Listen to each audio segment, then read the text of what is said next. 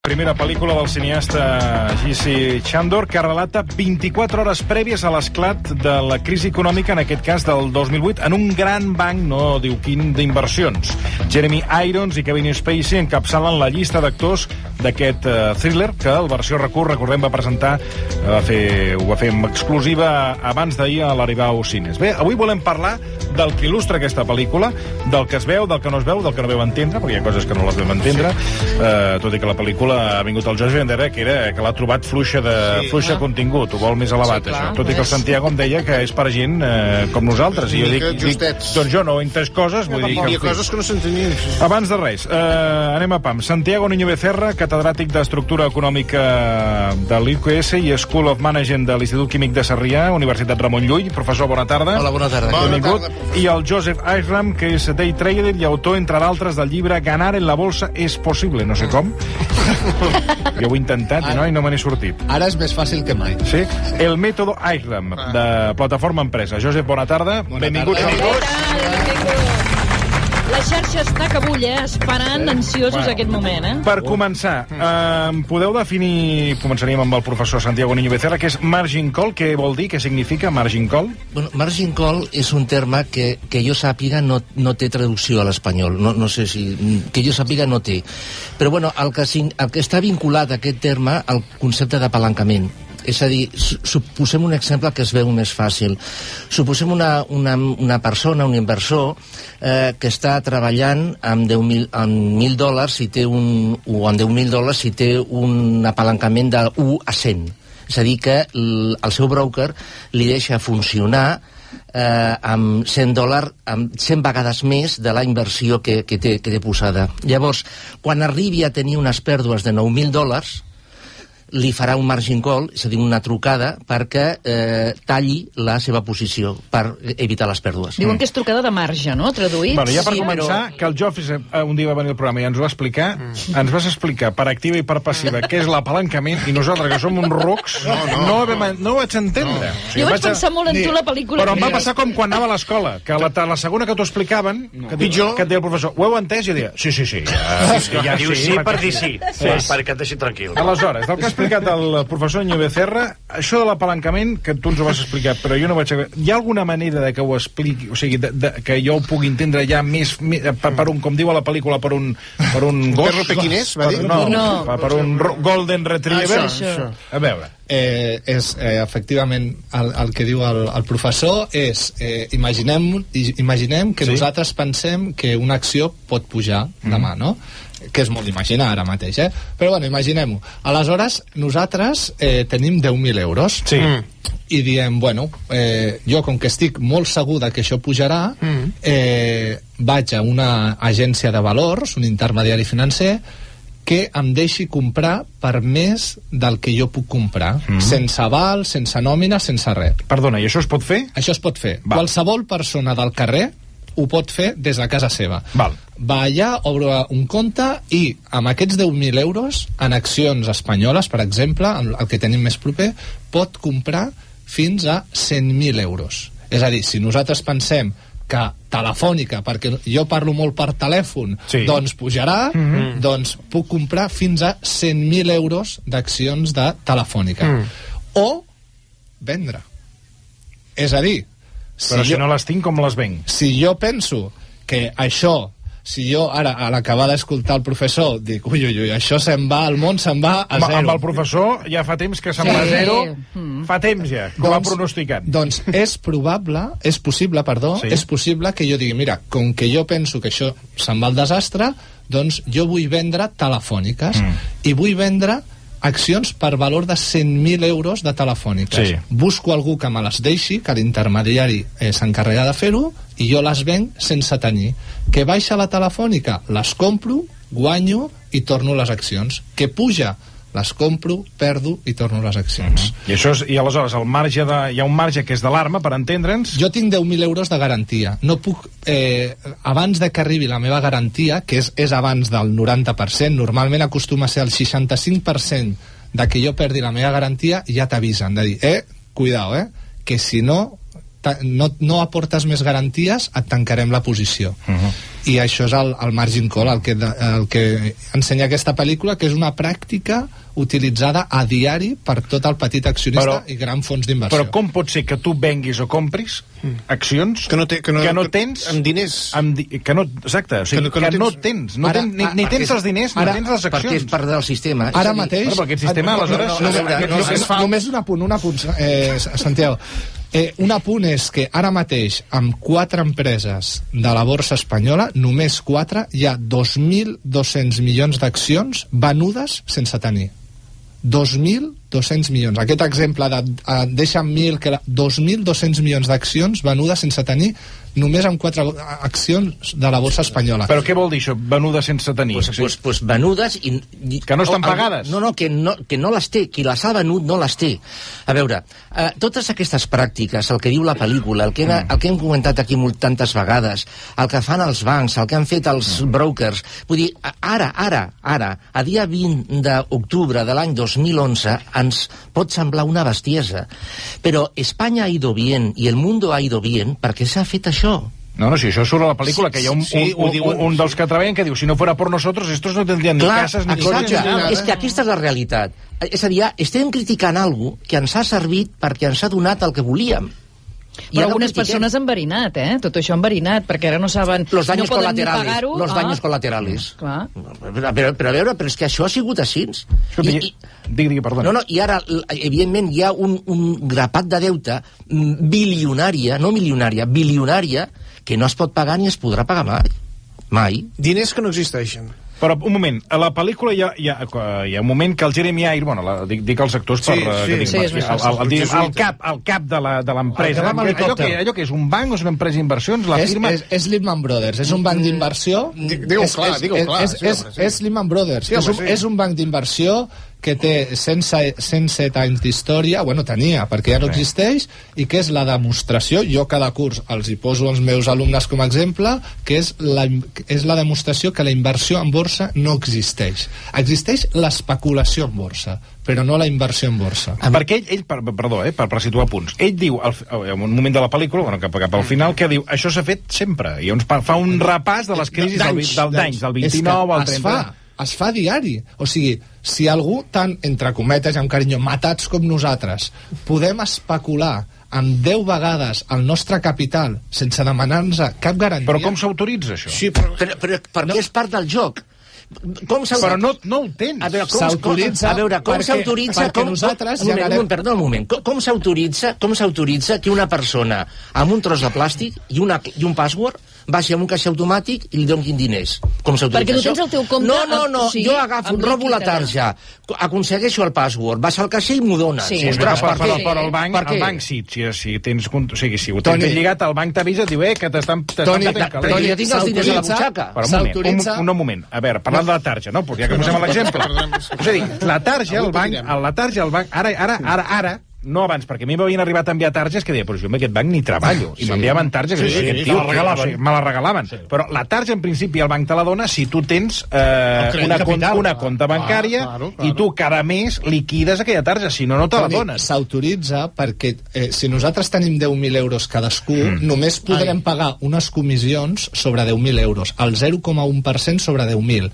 Ara bé, si ens deixen comprar per 100.000, el 0,1 que ens cobra és sobre 100.000. És a dir, més ingressos de comissions. Exacte. És el propi banc, el propi intermediari, qui et fa d'avalista. I amb els margin calls mai deixaran que arribis al total de la teva pèrdua, que és 10.000 euros. Abans dels 10.000 euros diran, fora. És un tema de generar comissions i generar mercat i aprofitar-se de la gent que no té ni idea dels mercats financers i els desplomen ràpid. No, perquè aquest sistema utilitza gent que sap moltíssim i que mou unes bestialitats de diners. I utilitzen per al seu benefici. Que és el que diu el cap d'aquest banc, que diu, ara necesitamos, ara que vienen malos tiempos, necesitamos cerebritos, porque ahora vamos a ganar dinero. Això vol dir que ara amb la crisi, amb tot el que està passant, hi ha gent que està guanyant. En la Gran Depressió dels anys 30 hi ha gent que va sortir més rica del que va entrar. Però això passa. Això és el que deia el Rasmani, aquell de la BBC. Ara ve un moment boníssim per fer diners. Qui? qui està... Primer, qui manega xifres de nou dígits.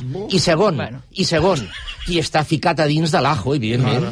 I qui sàpiga aprofitar el mercat en les dues direccions, perquè el 95% o 99% dels nostres oients només entenen els mercats financers o l'immobiliari com a comprar per després vendre. Però qui entengui que primer que es pot guanyar més diners venent i després comprant, perquè les coses cauen molt ràpid i pugen molt a poc, pues entendrà que és molt més senzill en una crisi guanyar diners quan el mercat baixa que no quan... O sigui, ara és moment de comprar. No, vendre.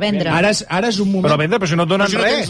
No, ara mateix et donen l'opció de vendre... Però ara, per exemple, el sector immobiliari, els pisos cada cop més avall. Ara fa un moment ho comentaves. Però renta variable. Nosaltres, per exemple, podem pensar que pot venir que no es posarà el BCE d'acord, que no sé, pot seguir baixant la borsa. Pues tu pots vendre accions que no tens aprofitant aquests tipus d'apalancament. Però és que jo, no entenc com vens una cosa que no tens. Un moment. Per favor. Aquesta dinàmica... Et vull al curs el dissabte. Per favor. Si no venim mai. Aquesta dinàmica ha sigut promoguda perquè era l'única forma de poder créixer. És a dir, això ha sigut alimentar una bèstia que cada vegada era més gran perquè produïa uns beneficis i unes comissions creixents i això era reinjectat al sistema. Però això ja ha patat. Quan va esclatar la Gran Depressió, es va posar en marxa una regulació bestial dels mercats financers. Bestial. I primer el Clinton, després el Bush van treure totes les regulacions. Per què? Perquè el mercat pogués anar a més, i ha anat a més. Ara què passarà? Ara passarem a una altra dinàmica. Més regulació. Aquí no ens posarem d'acord, no. Més regulació, però d'una altra manera. És a dir, a veure, fins ara l'objectiu del model ha sigut anar sempre a més, perquè suposaven coses. Per exemple, que la quantitat de recursos serà il·limitada.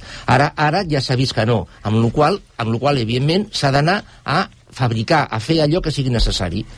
Clar, un negoci basat amb això que deies, no? Un negoci basat en algo que no existeix, basat en bits d'ordinador, és algo que va molt bé quan estàs en una dinàmica d'anar més, però quan el tema no és aquest, clar, això no pot funcionar. Aleshores, si ens situem, sigui Lehman Brothers o no sigui Lehman Brothers, ells parlen dels actius, Aleshores, aquest banc, o sigui, què és el que ven? Perquè jo hi ha coses que no vaig acabar d'entendre. Hipoteques.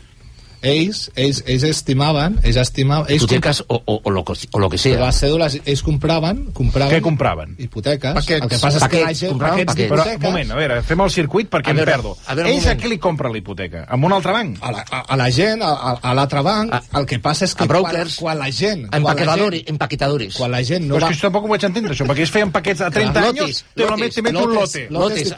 Parlen de lotes. Mira, t'explicaré... Com van els lotes? Com es fa un lote? No vaig entendre res. T'explicaré un exemple, t'explicaré un margin call espanyol. A veure, ara. T'explicaré un margin... A veure que ens fotin a la presó després, perquè clar, bueno, està la cosa... Pot ser, però... pot ser. Bueno, hi aniràs tu, Et posaré un margin call espanyol impressionant. A l'origen de la crisi immobiliària bursàtil, a nivell bursari, perdó... Però aquesta és l'exclusiva que anaves a donar o és una altra? Te la dono. A veure, Lujas, exclusiva. Va, venga, atención, venga, va. Última hora. La Lujas està tan enganxat al vidre que tenia els mandos a darrere. Bueno, ja està, venga, ja estem amb l'exclusiva. És que hi ha un margin call, no cal anar-se a Lehman Brothers. Immobiliària colonial estava controlada per... accionistes molt potents, el Portillo, la Koplovich, el Díaz de Mera i tal. Aleshores, es van juntar ells i van dir, vale, entre nosaltres tenim el 90% del capital, anem a intentar controlar pràcticament el 100% del capital. Vam dir, vale, quants milions d'euros tenim? 50 milions d'euros. Hi havia un producte financer que es diu Forward, que els permetia comprar fins a 250 milions d'euros, per exemple, 5 vegades el seu capital. I ells anaven comprant i grans fons d'inversió americans especulatius anaven venent accions que no tenien, fins que van provocar una mínima baixada que clar, sobre 200 milions d'euros, pues va provocar que Immobiliària Colonial es tallés. I una empresa que valia l'equivalent actual a 500 euros, ara val 3. I aquest és l'origen, és un margin call. Ells no van poder aportar noves garanties i aleshores els bancs que custodiaven aquestes accions els hi van vendre fins que van enfonsar l'acció. Llavors, aquests senyors, la senyora Koplovich i companyia, es van equivocar, van fer alguna malament? No, van fer el que el sistema els hi permet fer. No, és que el sistema fomentava fer això. Clar, no. Perquè, a més... Aleshores, què va fallar amb aquesta qüestió? És que el problema és que si amb un dipòsit tu vols treure més del que poses, o al revés, poses més dels que treus, allò trenca. El que va fallar en el cas de la Koplovich és que ells no es pensaven que era possible vendre sense tenir. I grans fons americans amb una gran aversió al risc van dir, vale, nosaltres creiem que el sistema immobiliari espanyol se'n va fer punyetes. Agafem el valor director, Immobiliària Colonial, i comencem a vendre accions que no tenim, però que ens deixen i ja baixarà. O sigui que es podria dir que els americans van jugar una mica amb aquests d'aquí, una mica no, totalment. O sigui, els americans veien alguna que els de casa no veien, perquè un dels problemes... No veien... No entenc res. Jo tampoc. Bueno, sí, digui. Un moment, a veure, senyor Marcelí, què no ha entès? Res. Perquè la Koplovich... Explica molt bé. Clar, a veure. Però aleshores, els americans què venen de la Koplovich? Que això és el que passava també en aquest banc, no? Venien accions que no tenien, perquè algú els hi deixava. Però jo, perdoneu, torno a insistir, no entenc com pots vendre una cosa que no tens. És com si jo ara venc aquest edifici on estem, el venc, però no és meu. Una cosa, sí, el sistema t'ho permet. Però si algú, tu imagina, vas al propietari d'aquest edifici i tu li vas, senyor fulanito, jo penso que el seu edifici no val res, li puc vendre? Diu, bueno, però jo en el fons el vull aquest edifici, tu el vens, si el vens per 10 milions d'euros, és un edifici molt maco, i d'aquí 2 anys aquest edifici val 12 milions, hòstia, l'has de comprar per 12 milions, tu perds 2 milions d'euros i li tornes a l'edifici al senyor fulanito.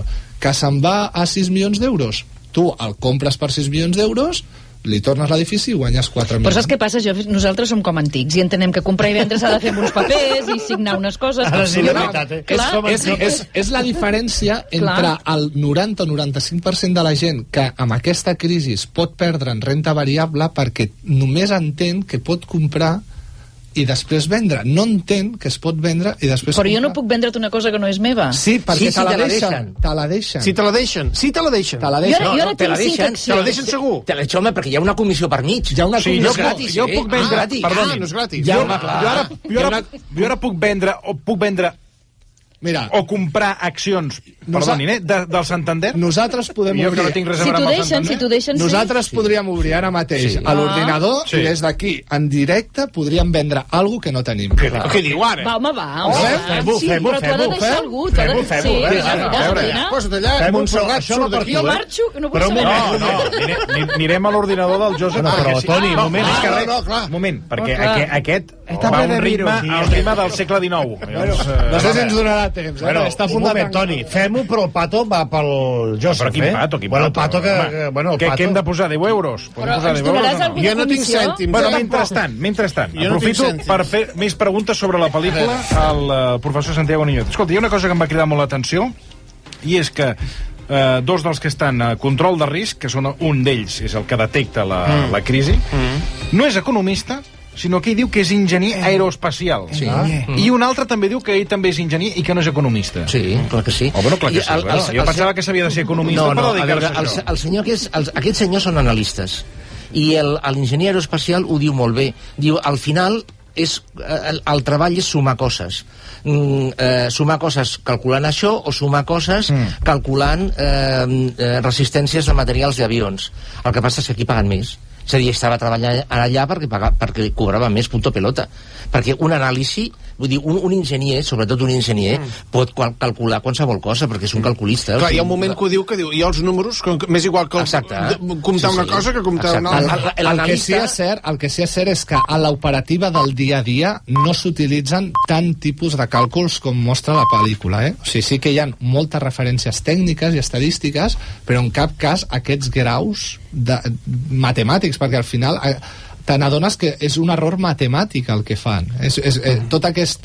Bueno, un error no, és la realitat matemàtica, però no? Aquesta desviació és per un error en una equació. Parlaven d'un error. És un error o és la... O sigui, o no ho han volgut veure? No, és un error.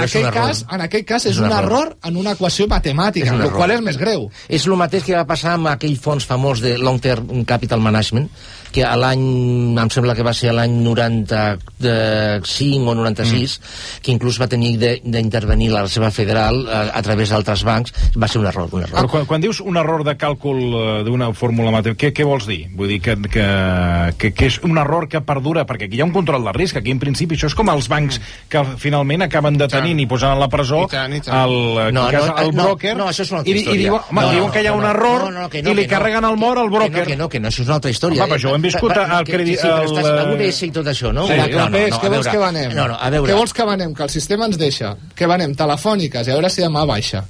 Vale. A veure si arribem a temps. Però si ningú te les deix, d'on ho treus? No, ara a nosaltres ens les deixen. Però qui ens les deixa? Ens les deixa la plataforma... Gent que té telefòniques. En aquest cas, Saxo Bank, que és l'intermediari a través d'Activo Trade, hi ha aquí un mejunge de bancs d'inversió que són els encarregats de generar comissions i deixar-nos aquestes accions perquè nosaltres ara puguem vendre 100 telefòniques per fer alguna cosa i demà esperar que valguin menys. Si demà pugen, haurem de comprar-les perdent. Que baixen? Doncs guanyarem i tindrem per un cafè. I tu què faries? No, venem, no? Per fer alguna cosa. Bueno, que no em consti, no em consti el sou. Ja t'apanyaràs, Si perds tu, i si guanyes tu. Ets un bon trader. Fa bé això. Jo vull fer una pregunta al senyor Núñez Becerra. Bueno, ara, un moment, que estem amb el Josep. Ara que ja està. Ja ho he fet. A veure si arribem a temps. Veureu la foto que l'estava fent la... Ara les pengem, Josep, cap de la taula té accions de telefònica. Ho venc de veritat. Escolta, jo tinc unes accions d'un lloc, jo si vols te les deixo i me les vens, Que és una altra història. Per l'hora. No ens deixa per l'hora. Per què? Perquè no és una bona hora. A les 5, tanca la borsa a les 5. 5:35, el que passa és que és cert que de les 5:30 a les 5:35 no et deixa vendre, hauria d'haver sigut el 29. Però explica tota la pel·lícula. Podria superar, per exemple, a Chicago. No, clar, aquí podem fer qualsevol... Moment, però algú a Chicago li interessen les accions de Telefònica? No, podríem vendre accions de la borsa americana. Passa que mola algú proper, no? Ja que enfonsem amb les nostres telefòniques, no? I no els interessa res, no? Miri, hi ha una frase que crec que defineix el que estem vivint ara, que diu, la frase diu, no es más que dinero, no es más que algo ficticio, trozos de papel necesarios para que no nos matemos para comer. És que aquesta és una realitat, o sigui, a veure, a la borsa o es guanya o es perd diners, res més, o sigui, si fas bé el teu treball, has guanyat diners. Però la borsa mou el món? Absolutament. No. Jo et dic que sí. No. Goldman Sachs... O sigui, al final depenem de la borsa i de tots els... dels bancs d'inversió, si ho estem veient... La frase del Rastani, la millor frase d'aquell Rastani... Sí, del Rastani, que va ser tan criticat. Goldman Sachs gobierna el mundo. Jo no diria que Goldman Sachs és, però sí que els bancs d'inversió governen el món. Governen el món. El 1994, perdó, professor. Sí, ara professor. El 1994 es va crear un indicador... Veu quins alumnes crea? Sí. Monstres de... Fibors. El 1994 JP Morgan va crear un indicador que és CDS, que és les sigles de Credit Default Swap. D'això en parlen, però tampoc vaig entendre. És el risc que costa assegurar el deute a un país. Escolta, el Credit Default Swap ja funcionaven en la Gran Depressió, Però a l'origen del mercat secundari on es pot manipular és el 1994. Sí, però l'invent del CDS són els anys 30. No, és que l'alumne dona l'infés al professor. No, al revés, perquè ell era el 29 que ja passava. Jo això és que estic perdut, Bueno, a veure, el que dèiem. JP Morgan, què? Els béns d'inversió governen sobre els polítics perquè, si no, totes aquestes accions de por que estan creant, que és una mica llarg d'explicar, si no s'haguessin creat, els polítics no estarien prenent les mesures d'austeritat que estan prenent ara. Això que dius és molt gros. No, jo tinc claríssim. A veure, professor. A veure, jo el que penso és que la borsa no domina el món. No.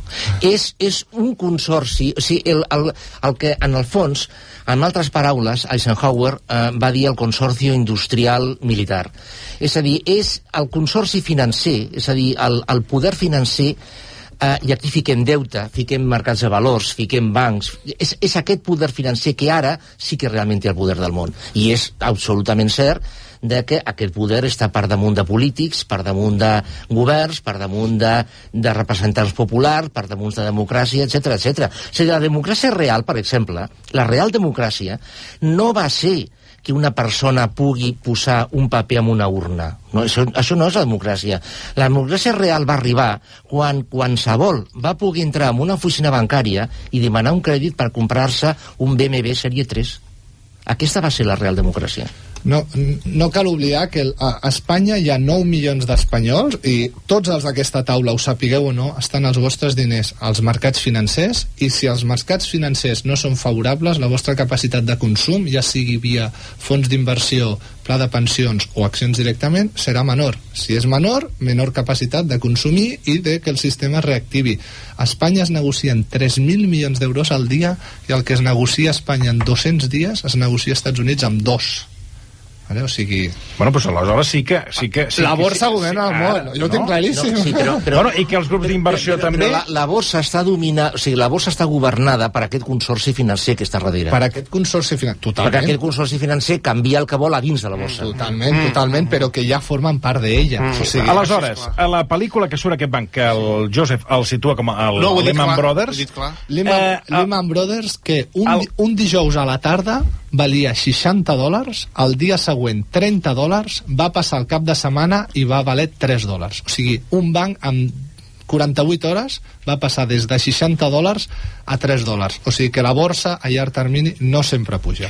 I l'exemple segons la pel·lícula, segons m'ha arribat a mi, no era Lehman Brothers. Aquest és un cas real que no era Lehman Brothers. Home, el 2008 o Bear Stearns o Lehman Brothers. No, a veure, vull dir que l'exemple que s'ha pres per fer la pel·lícula és un exemple de després adaptat a l'època. Però aleshores, aquests paquets financers que ells venen només comença la jornada, que ells saben que estan...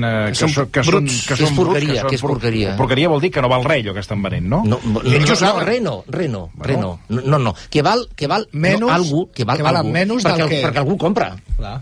Però aleshores, al començament compren. Deixa'm acabar la pregunta. Aleshores, aquests paquets que ells van col·locant, que es treuen de sobre, que es treuen de sobre amb aquesta rapidesa, aquests paquets són els que comprant els bancs, per exemple. Molt bé. Aquest és el fallo de la pel·lícula, que no explica... A qui li venen. Exacte. Però qui vols que compri? Noms i cognoms. Però li venen a brokers i a traders. Què vols que diguin? Societat General? No, a traders no. Li venen a vostè, senyor Islam. A traders no. A vostè li venen, senyor Islam, que surt ben clar la pel·lícula. A traders no, perquè els traders mai comprarien alguna a 30 anys. Vull dir, això és el largo plazo és mañana. Escolta, allà mencionen traders. Però aquests paquets que venen, que col·loquen, són els que ara mateix tindrien el sector financer?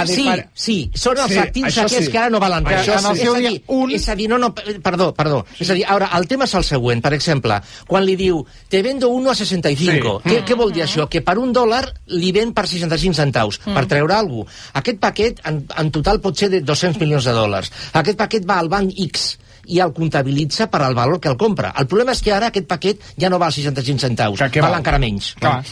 I aquest banc intenta vendre'l amb un altre? Ara ja no. Ara no pot. Un moment. I aquí ve el problema, potser que ha arribat... Que ja, perquè la merda, per entendre'ns, no gira. La Merkel? No, la merda. La merda. Déu-nos en guard. Les escombraries. No giren. No giren. Estan Què és el que diu ell? Que jo crec que una frase magnífica. Diu, la música. La música ha dejado de sonar. No hay música, no hay silencio. I aleshores s'han d'empassar tots aquests actius que estan podrits. Sí, però a la vegada hi ha una altra història, que és aquests actius són els que tenen els bancs i amb aquests actius ells fan coses. És a dir, un banc quan té un crèdit, que per una persona que té una hipoteca, per al banc aquesta hipoteca és un actiu. I mentre aquest actiu va generant, doncs fantàstic. Si la persona, l'empresa, el paquet, no puc pagar, ha de provisionar pèrdues, i llavors per al banc és dolent. Llavors, què és el que passa? Ara passen dues coses. Una, que la roda aquesta ja no gira com girava. Punt número 1. Punt número 2, de que aquests actius ara realment el valor que tenen és molt més baix. Què tindrien de fer els bancs? Bancs, caixes, etc. Provisionar pèrdues, no poden. Per què no poden? Perquè no tenen diners. Per això estan demanant als estats que injecten diners. La banca alemana, per exemple, ara ja que hem parlat una mica d'això... Vol dir, perdoni, com ha d'estar la banca alemana? Com ha d'estar la banca alemana si de moment a l'estat ja li ha injectat 400.000 milions d'euros? No, és que Però això vol dir que el deute supera amb escreix els actius del banc. Els recursos. El que val al banc. O sigui, una de les dades preocupants, que a la borsa ahir la prenia com a eufòria i jo ho trobo supernegatiu, és que volen ampliar el fons de rescat des de 400.000 milions a 2 bilions. Apalancats a sobre. Apalancats. 5-1. Però què vol dir això? Altre cop, t'ho hem d'explicar. No, però el que has explicat abans de 10.000 a 1, això és l'apalancament. No, però això que ha dit ara el Josep, això és brutal.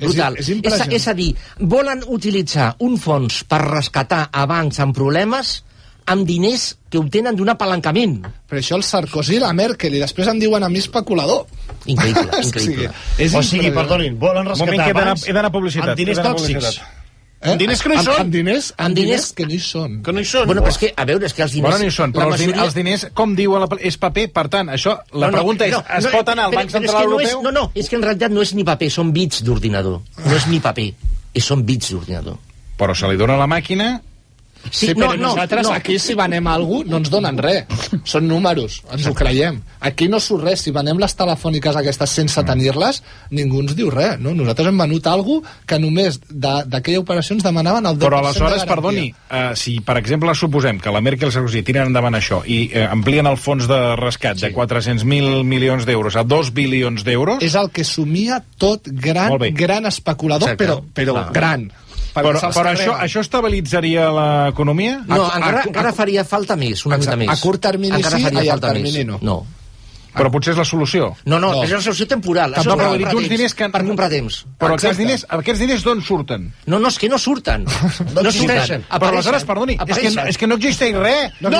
Això és Matrix. Però els calés sí que existeixen dels que hi guanyen en borses, que no ho entenc. El que m'estan dient, els diners no hi són, les accions no hi són, el banc no hi... A veure, senyor Crapés... Però aleshores... Però hi ha gent que fa calés. Senyor Crapés, si demanem tots al banc a treure diners de l'oficina, no, és evident que el banc.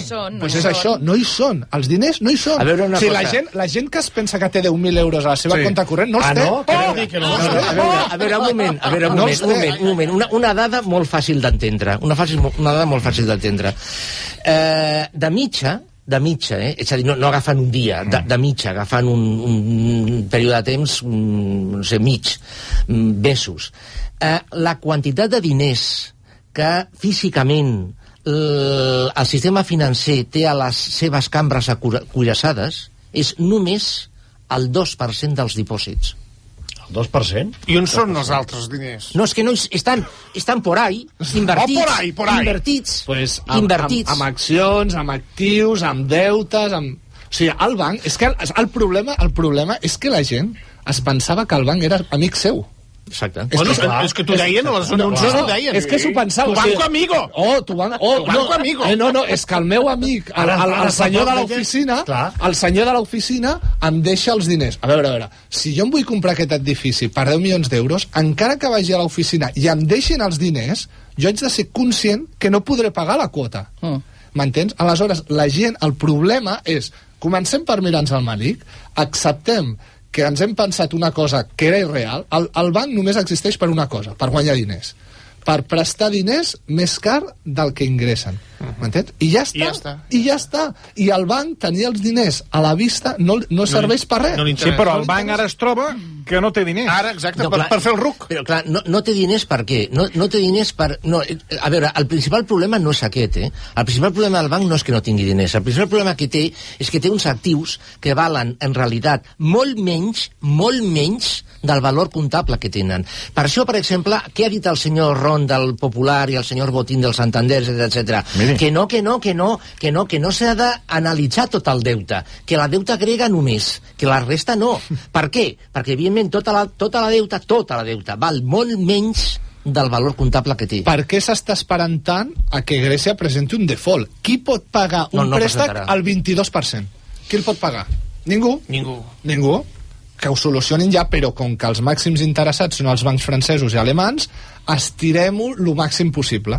Per guanyar els interessos d'aquest crèdit.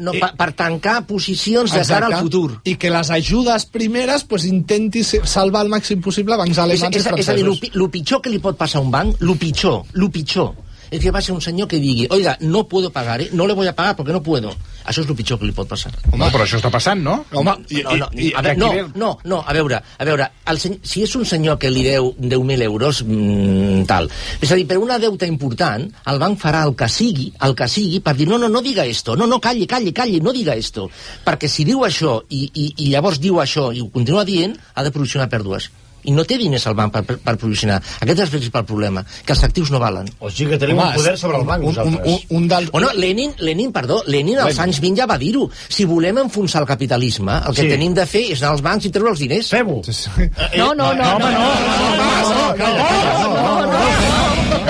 un inconscient, home. Més que boig. I les grans empreses poden donar gràcies a aquesta circumstància, perquè si no, diverses empreses cotitzades i IBEX 35 estarien quebrades. Però com que Sacir Vallehermoso deu 5.000 milions d'euros, clar, no pot assumir el banc creditors aquest deute, doncs li refinanciem i no sé què, no sé quantos, però, bueno, empreses, el Grupo Prisa deu 4.800 milions d'euros.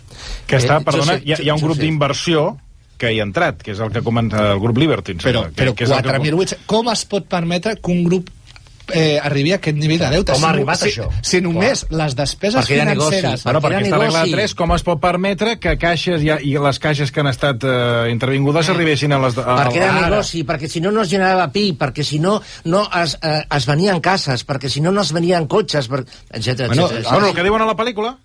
Ara nos miran mal y en su día gracias a nosotros tienen un piso, però és que és això, no? Els bancs tot dolent, vale, sí, tot dolent fins que m'ha interessat, però el que em donava el crèdit era el del banc. Però el pitjor de tot és que ara diem, oh, que horror, però això ha estat passant sempre. I tornarà a passar. Bueno, esto ya no lo sé. No sabia. Esto ya no lo sé. Però ara ens horroritzem, però tots hem utilitzat aquest sistema i ens ha anat molt bé. I ara ens horroritzem, però per què ens horroritzem si això no és nou? La pel·lícula ja ho diu, i es remunta fins al segle XIX, que ja havien passat... No, abans i tot. El primer pufo que va haver a aquest nivell semblant, una mica semblant, va ser al final del regnat de Luis XIV a França, al segle XVII. I quin martingala hi era? La martingala va ser boníssima, va ser realment molt intel·ligent. Un senyor escocès anomenat John Law se'n va anar al regent de França, perquè va morir Luis XIV, França tenia uns problemes financers terribles, i li va dir, anem a fer una cosa, imprimirem uns papers i els canviarem per or. Llavors, a la gent que ens doni l'or li donarem aquests papers. I dient-li, evidentment, de quan la gent vulgui tenir l'or, li donaran els papers amb un interès. I la gent va fer. Quan la gent va anar a buscar l'or, li van dir que adeu... I va haver una crisi fortíssima a tota Europa. Home. Això pot passar... Ara no hi ha or. No, ara hi ha... Compro oro. No, que et donen uns papers i diuen que aquells papers tenen un tipus d'interès i que després, quan els vagis a buscar, diguin que aquells papers que no et poden tornar la quantitat que tu vas posar. De què parles? No, ho dic perquè ara... No, a veure, ho dic perquè... Vaig a parlar clar. Ara, al mes de novembre, si no recordo malament, es van generar uns bons... No, escolta... Diguem-ho clar. I ara s'acaben. No, però eren a un any. Ja s'està comentant... Tu podràs anar i que et tornin els calés? En teoria sí, però ja amb els interessos. No, a veure, senyor... Ja s'està comentant de que es donarà l'opció d'una pròrroga. Senyor Clapés, anem a veure. Quina diferència hi ha? Sí, perquè explicant això de l'or i els papers m'ha semblat que la gent ha portat uns diners i li han donat... Deixa'm fer-li una pregunta. Quina diferència hi ha entre el tio que vol vendre cèdules hipotecàries a canvi d'un bonus, no? Perquè el margin call tots anaven a per al bonus d'1,4 milions de dòlars. Sí, es feien venent... O la gent, les entitats bancàries que t'intenten col·locar un bonus a canvi d'un 3% de comissió. És el mateix. És segur comprar bons de la Generalitat? No sé, diuen que sí. Sempre ha sigut amb la garantia de l'Estat, o sigui, del Tesoro Público o de la Generalitat. Diuen que sí, per què? O sigui, avui... perquè és l'Estat, que això abans ho comentava... Avui ha sortit que la Comunitat de Castilla-La Mancha, bonos basura. Bonos basura? Sí, és notícia d'avui. Bueno, clar, aquí s'ha entrat una espiral... Potser els que els va comprar primer sí que li va sortir bé. Tampoc. Tampoc? Aquí s'ha entrat una espiral que no s'havia d'haver entrat mai. Perquè ara es tenia d'entrar per fer negoci, però s'està emitint deute, no per construir carreteres, per pagar deute, per refinanciar deute, i això ja no té fi. Sí, que això és la pilota. Això és una pilota. Tallar. Però llavors l'única forma de reclamació és tallar. Tallar, molt bé. I ara aniríem a un altre problema que ja hem d'acabar i ja no ens dona temps, que seria, si hem de tallar, això vol dir que l'Estat no pot gastar tant. Evidentment. Aleshores, només hi ha dues solucions. O puges molt els impostos... Puges molt els impostos? O... puges molt... I retalles... I motosierra. I motosierra. I la societat, que ja veiem que, evidentment, ara hi ha una manifestació que no es dona a la sanitat, no? De l'ICS. Aquest és el problema real. El problema real... Com retalles? Que el que va començar amb 4 col·legues a la plaça Catalunya... en comptes de 4 col·legues hi hagi 1 milió... No ho crec. A Passeig de Gràcia... perquè... Ja veurem. El problema és el que dura aquesta situació. Les revolucions ja no estan de moda. Perquè si avui han matat a Gaddafi, Aquest senyor li han matat per tonto. Perquè li han dit per activa i per passiva que marxés. Marxa-te. Bueno, serà tonto o no serà tonto? Amb ell l'han matat i l'ha matat una revolta que ha tingut en el seu país. Una revolta financera. Miri, jo li vaig dir una cosa, i és una cosa que pensava a la redacció i que ho hem parlat amb un professor d'història. Gaddafi s'ha codejat amb les personalitats més importants del món. Exacte. Com ha acabat? En mans, en aquest cas, de ciutadans que l'han agafat, l'han arrossegat per terra i l'han matat. No, però perdó. Si no hagués sigut per los raigs de l'aviació de la OTAN, no sé com estaria la cosa. No, perquè aquí hi ha un altre apartat, amb això estic totalment d'acord, perquè hi ha un apartat de que l'Occident... El 6è productor de petroli del món. Sí, clar, el tema. Aquí jo hem d'acabar, més control dels impostos directes i més perquè la gent pugui consumir i més impostos indirectes. I després una altra cosa, una dada a Grècia, que no tinc la dada, però sí que les grans fortunes... 200.000 milions d'euros estan a Suïssa. Sí. Molt bé. La pregunta és, quants han marxat d'Espanya? Bueno, pregúntale a Botín, Ortega, Fernando Alonso... Hi ha una xifra i aquests ningú es controla. Hi ha una xifra que dona voltes. L'Alonso no paga impostos aquí. 80.000 milions. 80.000 milions. Es diu. Alonso, segons tinc entès, va tornar a Espanya i ara diu que ha regularitzat la situació a Espanya. Diu que paga. Però a veure, si el senyor Fernando Alonso és una anècdota. Sí, per això li dic, si això ha passat a Grècia, també passa a Espanya. Però són sumes. Aleshores, jo pregunto, sempre es fiscalitza els autònoms, a les nòmines, el que es pot fiscalitzar, i a les grans fortunes que fan aquests moviments, que en aquest cas ja no tenim més temps, perquè hem esgotat el temps amb escreix, clar... La SICAP famosa. Aquest tema busca'l. La gent està agraïdíssima d'aquestes lliçons d'economia. Diuen que es baixaran el podcast i el sentiran 10 vegades perquè no n'entén res. Però moltes gràcies, perquè de veritat que sou molt didàctics. No, de veritat, la gent encantada. Bé, deixeu-me agrair una vegada més al professor Santiago Niño Becerra. Professor, ha estat un plaer. I també, d'una manera especial avui, a l'alumne, que Déu-n'hi-do, Que tornin a venir, sisplau, a explicar-nos el de l'apalancamiento, que jo no m'entenc res, Joseph Eichram. Una altra vegada.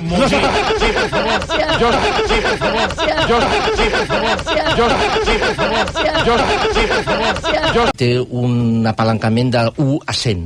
És a dir, que el seu broker li deixa funcionar amb $100, amb 100 vegades més de la inversió que té posada. Llavors, quan arribi a tenir unes pèrdues de $9.000, li farà un margin call, és a dir, una trucada, perquè talli la seva posició per evitar les pèrdues. Diuen que és trucada de marge, no? Traduït. Bueno, ja per començar, que el Jofis un dia va venir al programa i ens ho va explicar, ens vas explicar per activa i per passiva què és l'apalancament, i nosaltres, que som uns rucs, no ho vaig entendre. Jo vaig pensar molt en tu la pel·lícula. Però em va passar com quan anava a l'escola, que la segona que t'ho explicaven, que et deia el professor, ho heu entès? I jo deia, sí. Ja diu sí per dir sí, perquè et deixi tranquil. Aleshores, del que ha explicat el professor Niño Becerra, això de l'apalancament, que tu ens ho vas explicar, però jo no vaig saber, hi ha alguna manera de que ho expliqui, o sigui, que jo ho pugui entendre ja més per un, com diu a la pel·lícula, per un gos? Perro pequinès, va dir? No, per un golden retriever. A veure. Efectivament, el que diu el professor és, imaginem que nosaltres pensem que una acció pot pujar demà, no? Que és molt d'imaginar ara mateix, però bueno, imaginem-ho. Aleshores, nosaltres tenim 10.000 euros i diem, bueno, jo com que estic molt segur que això pujarà, vaig a una agència de valors, un intermediari financer, que em deixi comprar per més del que jo puc comprar, sense aval, sense nòmina, sense res. Perdona, i això es pot fer? Això es pot fer. Qualsevol persona del carrer ho pot fer des de casa seva. Va allà, obre un compte i amb aquests 10.000 euros... Primera pel·lícula del cineasta J.C. Chandor, que relata 24 hores prèvies a l'esclat de la crisi econòmica, en aquest cas del 2008, en un gran banc, no diu quin, d'inversions.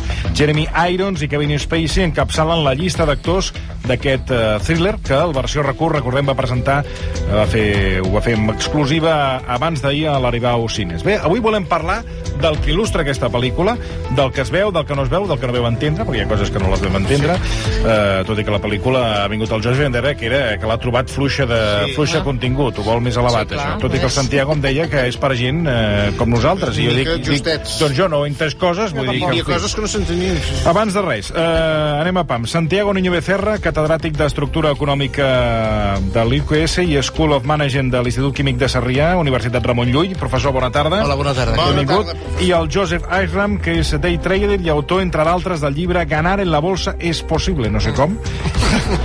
Jo ho he intentat i no me n'he sortit. Ara és més fàcil que mai. Sí? El mètode Eichram, de Plataforma Empresa. Josep, bona tarda. Benvinguts als dos. La xarxa està que bull, esperant ansiosos aquest moment, Per començar, podeu definir, començaríem amb el professor Santiago Niño Becerra, què és margin call, què vol dir, què significa margin call? Bueno, margin call és un terme que jo sàpiga no té traducció a l'espanyol, no sé si... que jo sàpiga no té. Però bueno, el que està vinculat a aquest terme al concepte d'apalancament. És a dir, suposem un exemple que es veu més fàcil.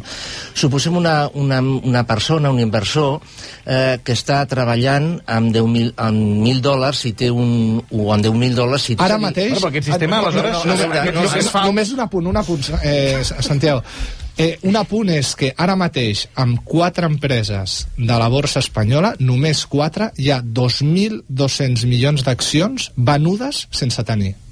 2.200 milions. Aquest exemple de deixa'm 1.000, que 2.200 milions d'accions venudes sense tenir, només amb 4 accions de la borsa espanyola. Però què vol dir això, venudes sense tenir? Pues venudes i... Que no estan pagades? No, que no les té. Qui les ha venut no les té. A veure, totes aquestes pràctiques, el que diu la pel·lícula, el que hem comentat aquí tantes vegades, el que fan els bancs, el que han fet els brokers, vull dir, ara, a dia 20 d'octubre de l'any 2011, ens pot semblar una bestiesa. Però Espanya ha ido bien i el mundo ha ido bien perquè s'ha fet això. No, si això surt a la pel·lícula, que hi ha un dels que treballen que diu, si no fuera por nosotros, estos no tendrían ni cases ni cotxes. És que aquesta és la realitat. És a dir, estem criticant alguna que ens ha servit perquè ens ha donat el que volíem. Però algunes persones han enverinat, Tot això han enverinat, perquè ara no saben... Los daños colaterales. Los daños colaterales. Clar. Però a veure, però és que això ha sigut així. Digui, perdona. No, i ara, evidentment, hi ha un grapat de deute bilionària, no milionària, bilionària, que no es pot pagar ni es podrà pagar mai. Mai. Diners que no existeixen. Però, un moment, a la pel·lícula hi ha un moment que el Jeremy Irons, bueno, dic els actors per... El cap de l'empresa, allò que és un banc o és una empresa d'inversions, la firma... És Lehman Brothers, és un banc d'inversió... Digue-ho clar. És Lehman Brothers, és un banc d'inversió que té 107 anys d'història, bueno, tenia, perquè ja no existeix, i que és la demostració, jo cada curs els hi poso als meus alumnes com a exemple, que és la demostració que la inversió en borsa no existeix. Existeix l'especulació en borsa, però no la inversió en borsa. Perquè ell perdó, per situar punts, ell diu, en un moment de la pel·lícula, bueno, cap al final, que diu, això s'ha fet sempre, i fa un repàs de les crisis d'anys, del 29 al 30... Es fa diari. O sigui, si algú tan, entre cometes i amb carinyo, matats com nosaltres, podem especular amb 10 vegades el nostre capital sense demanar-nos cap garantia... Però com s'autoritza, això? Sí, però perquè és part del joc. Però no ho tens. A veure, com s'autoritza... Perquè nosaltres... Perdó un moment. Com s'autoritza que una persona amb un tros de plàstic i un password baixi amb un caixer automàtic i li donin diners? Com s'autoritza perquè això? Perquè tu tens el teu compte... No, jo agafo, robo la tarja, aconsegueixo el password, baixo al caixer i m'ho donen. Sí, ostres, però el banc sí, si tens... O sigui, si ho tens lligat, el banc t'avisa, diu, que t'estan... Toni, jo tinc els diners a la butxaca. Però un moment, a veure, parlant de la tarja, no? Ja que posem l'exemple. És a dir, la tarja, el banc, ara, no abans, perquè a mi m'havien arribat a enviar targes que deia, però jo amb aquest banc ni treballo, i m'enviaven targes que aquest tio, me la regalaven. Però la tarja, en principi, el banc te la dona si tu tens una compta bancària i tu cada mes liquides aquella tarja, si no, no te la dones. S'autoritza perquè si nosaltres tenim 10.000 euros cadascú, només podrem pagar unes comissions sobre 10.000 euros, el 0,1% sobre 10.000. Ara bé, si ens deixen comprar per accions espanyoles, per exemple, el que tenim més proper, pot comprar fins a 100.000 euros. És a dir, si nosaltres pensem que Telefònica, perquè jo parlo molt per telèfon, doncs pujarà, doncs puc comprar fins a 100.000 euros d'accions de Telefònica. O vendre. És a dir... Però si no les tinc, com les venc? Si jo penso que això... Si jo ara, a l'acabar d'escoltar el professor, dic, ui, això se'n va, el món se'n va a zero. Amb el professor ja fa temps que se'n va a zero, fa temps ja, que ho ha pronosticat. Doncs és possible que jo digui, mira, com que jo penso que això se'n va al desastre, doncs jo vull vendre telefòniques i vull vendre accions per valor de 100.000 euros de telefòniques. Busco algú que me les deixi, que l'intermediari s'encarrega de fer-ho, i jo les venc sense tenir. Que baixa la telefònica, les compro, guanyo i torno les accions. Que puja, les compro, perdo i torno les accions. I aleshores hi ha un marge que és d'alarma, per entendre'ns? Jo tinc 10.000 euros de garantia. No puc, abans de que arribi la meva garantia, que és abans del 90%, normalment acostuma a ser el 65% de que jo perdi la meva garantia, ja t'avisen de dir, cuidao, que si no aportes més garanties, et tancarem la posició. I això és el margin call, el que ensenya aquesta pel·lícula, que és una pràctica utilitzada a diari per tot el petit accionista i gran fons d'inversió. Però com pot ser que tu venguis o compris accions que no tens... Amb diners. Exacte, o sigui, que no tens. Ni tens els diners, ni tens les accions. Perquè és part del sistema.